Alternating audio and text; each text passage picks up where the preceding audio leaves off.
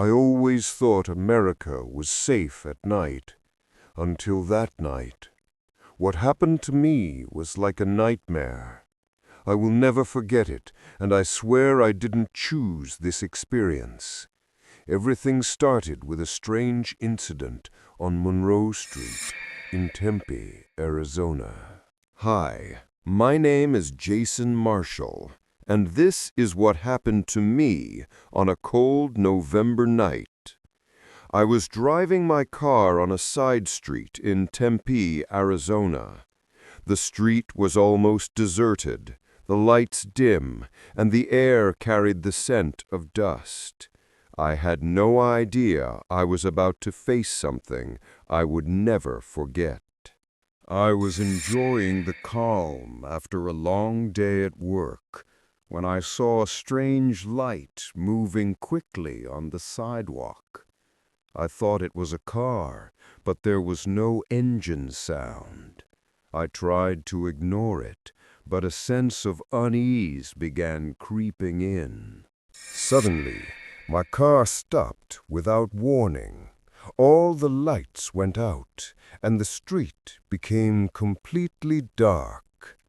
I looked around and saw no one, except a short shadow moving between the trees on the side of the road. Then I heard whispers close by. "Jason, Jason." My heart almost stopped. I looked around, but the street was empty. Or so I thought. The shadow started moving slowly toward me, and I tried to back away, but my feet felt heavier with every step. I tried to start my car again, but it wouldn't start, and my phone had no signal. Suddenly, I heard a car approaching. The headlights briefly lit the street, but when it got closer, there was no driver. Only an empty seat. I felt like I was losing my mind, so I started running toward the nearest building, an old store that had been closed for years, but it seemed safer than the deserted street. Inside the store, I met another person who looked as confused as I did. His name was Michael Harper, and he came from another street, having heard the same strange sounds. We exchanged glances and decided to go out together to find a safe path.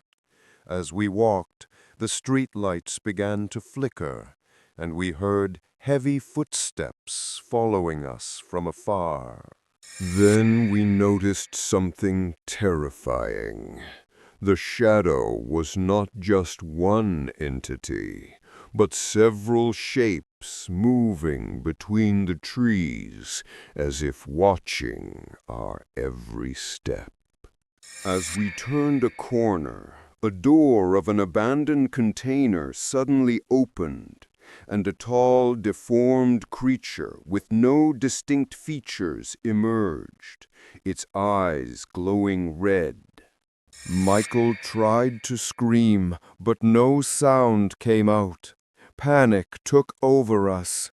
We ran toward an abandoned car at the end of the street and tried to start it, when suddenly another shadow appeared on the roof, as if trying to push us away.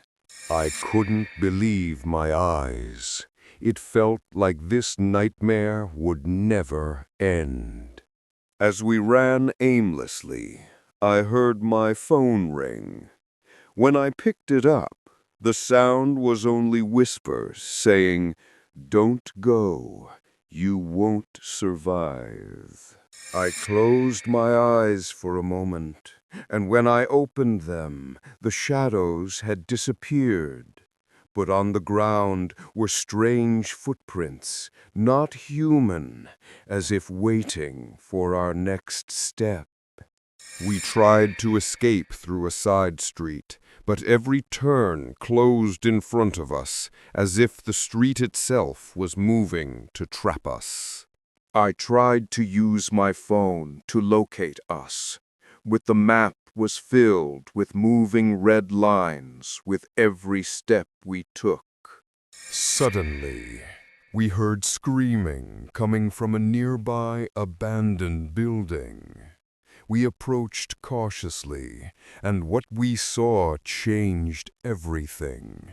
A giant shadow standing in the middle of the room, moving with terrifying speed.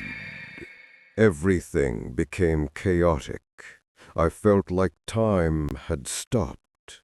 The shadow got closer, and suddenly all the lights went out, leaving complete silence for several minutes. When the lights returned, the shadow was gone. Only Michael and I remained, trembling, trying to understand what had happened. But the strangest thing was on the building's door. A word written in blood: "You will not forget." We finally escaped Monroe Street, and when we reached the main road, all the strange marks had disappeared, as if nothing had happened. Since that night, I never dared to return to Monroe Street. Whenever darkness falls, I feel those entities watching me from afar. If you ever pass by Monroe Street in Tempe, remember my story, and maybe choose to head home early.